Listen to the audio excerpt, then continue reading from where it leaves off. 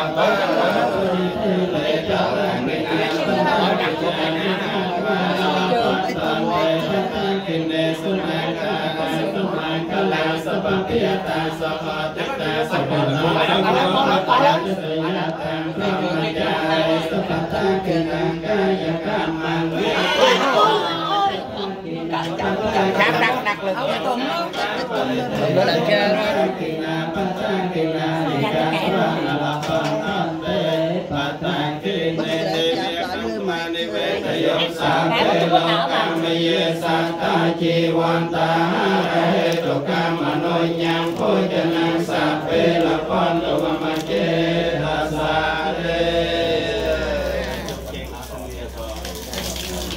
trên nhóm bạn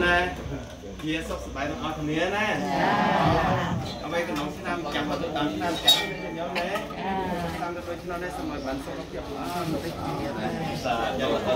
dừng chạy chọn tôi cho cậu chui việc chọn nó bị việc chọn biết bạn chân thánh nó bị đụng tới buộc thôi thì còn mình đọc lại